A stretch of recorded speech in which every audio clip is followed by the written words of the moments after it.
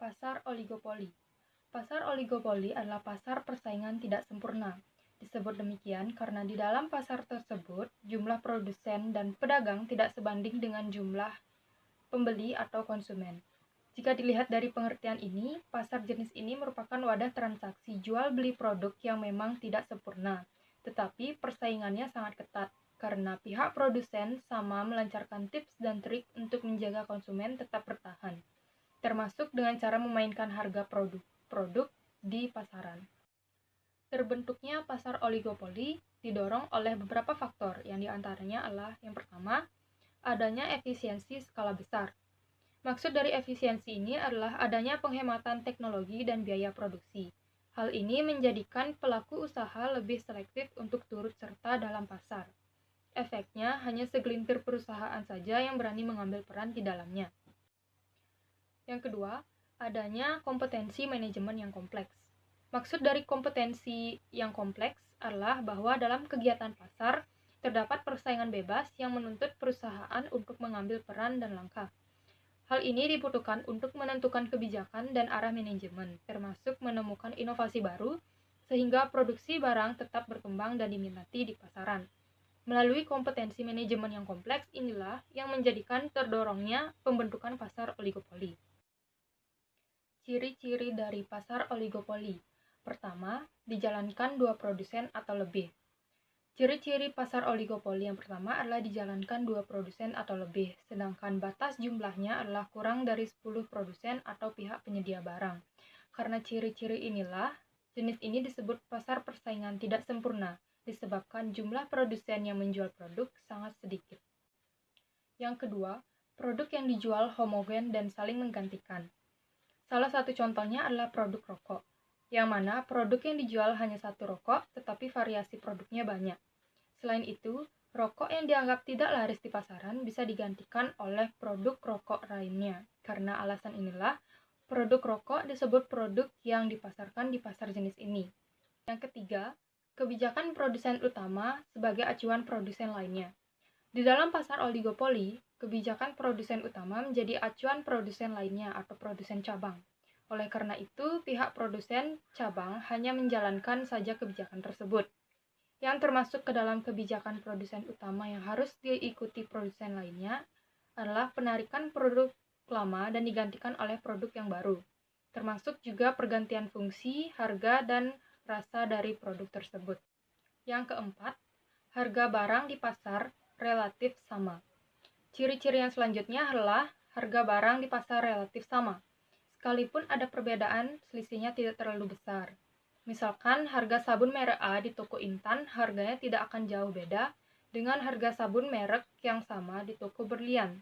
Ini disebabkan oleh kebijakan naik turunnya harga ditentukan oleh produsen utama, sehingga produsen yang di bawahnya akan menyesuaikan dengan harga-harga tersebut. Karena jumlah produsennya tidak terlalu banyak, tentu selisih harga yang muncul di pasaran juga tidak terlalu besar.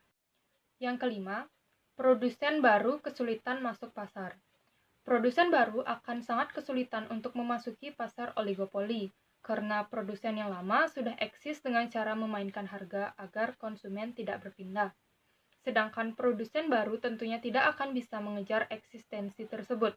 Memang perusahaan bisa memberikan harga murah, tetapi sebagai usaha baru tentu sangat riskan karena keuntungan yang didapatkan sangat kecil. Yang terakhir, yang keenam, membutuhkan strategi pemasaran yang matang. Karena produk yang dipasarkan homogen dengan jumlah produsen yang sedikit, dikhawatirkan jika sosialisasi pasar tidak dilakukan dengan intensif, konsumen akan berpindah ke produk lain. Oleh sebab itu, promosi atau strategi marketing perlu untuk dijalankan dengan baik, karena ini yang menentukan produk masih beredar atau malah tenggelam. Contoh-contoh dari pasar oligopoli yang ada di Indonesia. Yang pertama, ada industri semen, kedua, industri kendaraan bermotor, 3, rokok, 4, layanan telekomunikasi, dan yang kelima, jasa penerbangan. Adapun kekurangan dari pasar oligopoli, yang pertama, pasar sulit dimasuki produsen baru sehingga sedikitnya varian atau pilihan produk yang dapat dipilih oleh masyarakat. Hal ini juga berdampak ke pertumbuhan ekonomi yang lambat karena persaingan yang hanya terjadi di beberapa perusahaan produsen saja. Yang kedua, kebijakan produsen dengan produk terlaris sangat mempengaruhi pasar dan berdampak ke produsen yang di bawahnya. Perang harga pun akan cenderung meningkat. Ketiga, cenderung melibatkan hak paten di setiap aktivitas perusahaan sehingga membatasi pihak-pihak yang ingin melakukan pengembangan produk. Dan yang keempat, banyaknya konsumen yang masuk ke dalam lingkaran tertentu dengan loyal terhadap satu produk. Hal ini menjadi tantangan untuk perusahaan lain memecah lingkaran tersebut. Selain kekurangan, adapun kelebihan dari pasar oligopoli. Yang pertama, persaingan yang ketat menjadikan setiap perusahaan sangat mengupayakan inovasi dan menjaga kualitas terbaiknya. Yang kedua, harga produk menjadi lebih sesuai dengan keinginan konsumen karena persaingan antar produsen yang ketat membuat masing-masing produsen tidak mau mematok harga yang terlalu tinggi. Yang ketiga, meskipun tidak banyak, tetapi setidaknya konsumen punya beberapa pilihan merek yang sesuai dengan keinginannya. Dan yang keempat, kegiatan produksi menjadi lebih efektif. Memaksimumkan penjualan pasar persaingan oligopoli. Penjualan sering menambah biaya produksi dengan suatu aturan yang sederhana, yaitu meningkatkan dan mempertahankan pangsa pasar. Pegangan ini dapat membantu perusahaan oligopoli dalam menetapkan volume penjualan. Perusahaan hanya melihat peranan skala ekonomi, pertumbuhan, pangsa pasar, dan sebagainya. Aturan-aturan seperti ini dapat meningkatkan output penjualan di mana keuntungan perusahaan maksimum. Memaksimumkan penjualan dapat menurunkan harga penjualan tetapi menaikkan volume output yang dijual lebih. Untuk meningkatkan penjualan dapat mempengaruhi harga dan kuantitas, yaitu A. Pengaruh output. Karena harga yang ditetapkan lebih tinggi daripada biaya marginal, maka penjualan lebih banyak akan memperbesar laba. B. Pengaruh harga. Peningkatan produksi akan memperbesar total penjualan, cenderung menurunkan harga dan pada akhirnya akan menurunkan laba. Maksimasi keuntungan oligopoli dalam menjalankan sistem kerjanya. Dalam menjalankan kerjanya, pasar oligopoli memperoleh maksimasi keuntungan. Perolehan maksimasi keuntungan tersebut diperoleh dari yang pertama, pada tingkat output dan harga di mana dipenuhi kondisi MC sama dengan MR. Yang kedua, karena ada saat-saat MR bergerak vertikal, maka harga bersifat tetap atau rigid dan cenderung berada pada harga-harga yang ditetapkan pada permulaannya. Keterangannya, misalkan pada mulanya biaya marginal adalah MC0. Untuk memaksimumkan keuntungan MC0 harus sama dengan MR, maka berdasarkan keadaan dalam gambar tersebut, keuntungan maksimum dicapai apabila harga adalah P0 dan jumlah produksi adalah Q0. Sekiranya terjadi perubahan ke arah biaya produksi, misalkan biaya produksi mengalami kenaikan sehingga menyebabkan kurva biaya marginalnya menjadi seperti yang ditunjukkan oleh MC2. Dari keadaan gambar tersebut dapat dilihat bahwa keuntungan yang maksimum masih akan tetap dicapai oleh perusahaan itu pada ketika harga adalah P0 dan jumlah barang yang diproduksikan adalah Q0. Hanya setelah kurva biaya marginalnya berada di atas MC2, keseimbangan untuk memaksimumkan keuntungan akan mengalami perubahan. Dari keadaan dalam gambar tersebut, dapat disimpulkan pula bahwa selama perubahan biaya produksi tidak menyebabkan kurva biaya marginal berada di atas MC2 atau di bawah MC1, keseimbangan pemaksimuman keuntungan yang dinyatakan di atas tidak akan mengalami perubahan. Dengan demikian, selama kurva biaya marginal memotong MR di antara titik A1 dan A2, harga dan jumlah produksi perusahaan tidak akan mengalami perubahan.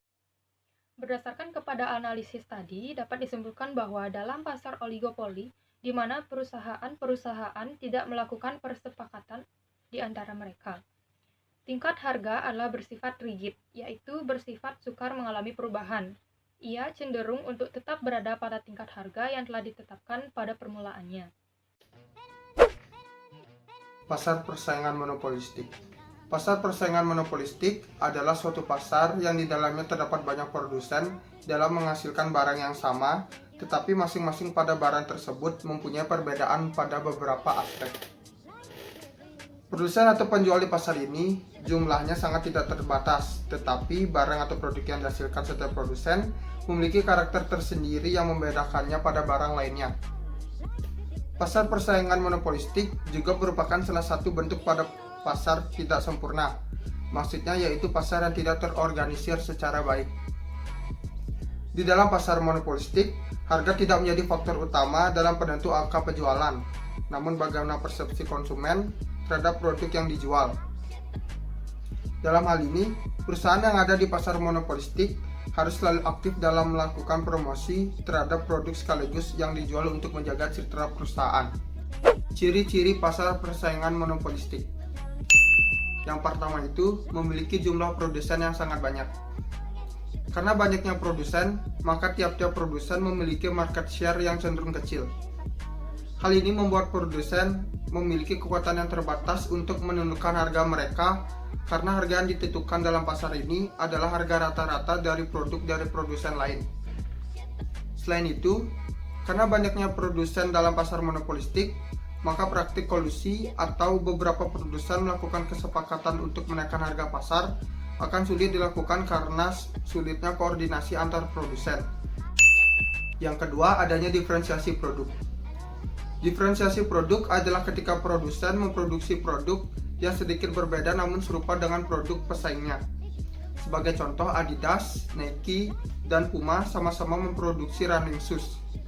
Namun tiap produk mereka memiliki ciri khas tersendiri. Dalam pasar monopolistik, ketika harga dari salah satu produsen naik, sedangkan harga produk dari produsen lain tetap konstan, maka permintaan akan produk tersebut akan turun. Contoh ketika Adidas menaikkan harga running shoes-nya, namun Nike, Fila, dan Puma tidak, maka konsumen akan beralih untuk membeli produk substitusinya.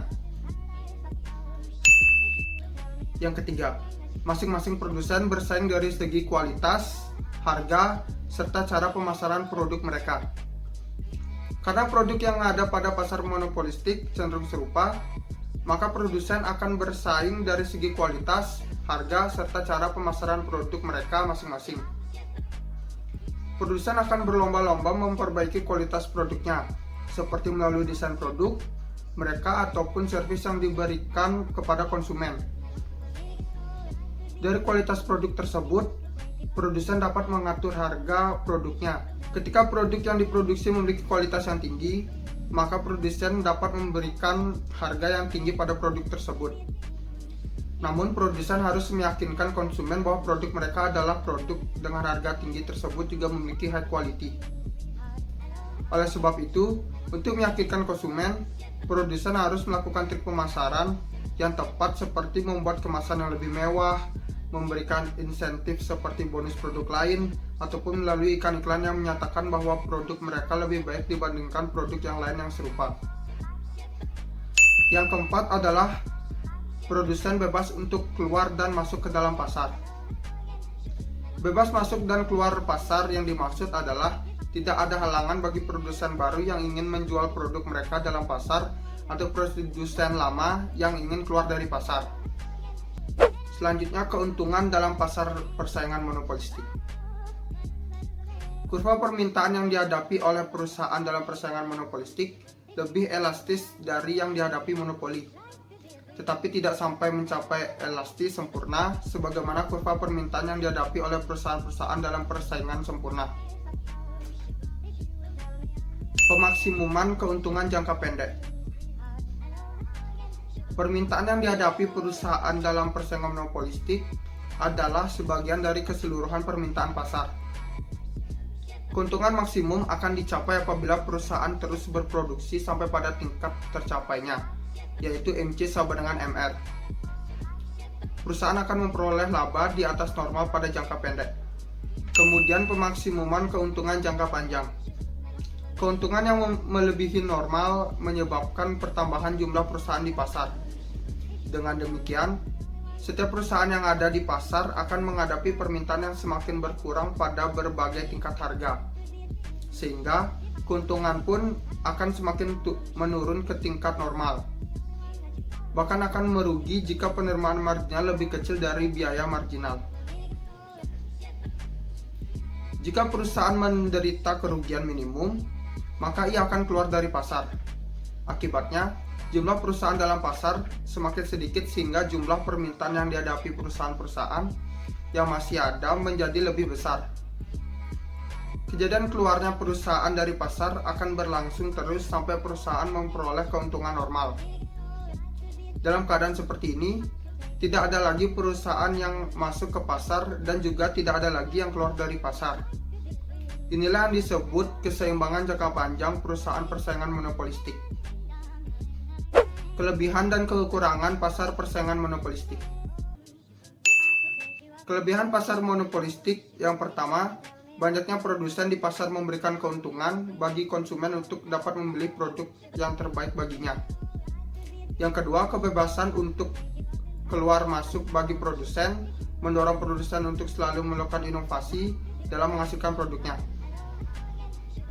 Yang ketiga, diferensiasi produk, mendorong konsumen untuk selektif dalam menentukan produk yang akan dibelinya dan dapat membuat konsumen loyal terhadap produk yang dipilihnya. Yang keempat, pasar ini relatif mudah dijumpai oleh konsumen karena sebagian besar kebutuhan sehari-hari tersedia dalam pasar monopolistik.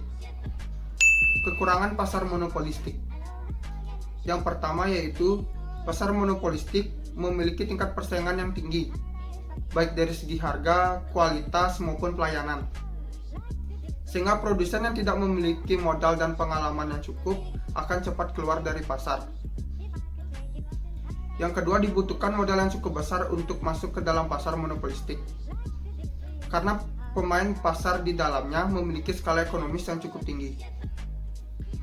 Yang ketiga, pasar ini mendorong produsen untuk selalu berinovasi sehingga akan meningkatkan biaya produksi yang akan berimbas pada harga produk yang harus dibayar oleh konsumen.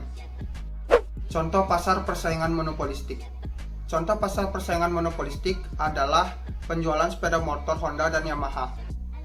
Sepeda motor keluaran Honda kelebihannya lebih irit. Contoh motornya seperti Beat dan Vario. Sedangkan sepeda motor keluaran Yamaha kelebihannya bertenaga. Contoh motornya seperti Mio dan Jupiter. Honda dan Yamaha sama-sama produsen sepeda motor.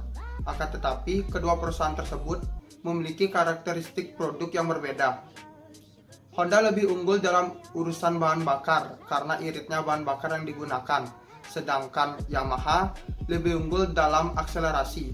Selanjutnya tergantung dari pilihan konsumen. Sekian presentasi dari kelompok kami. Terima kasih dan sampai jumpa.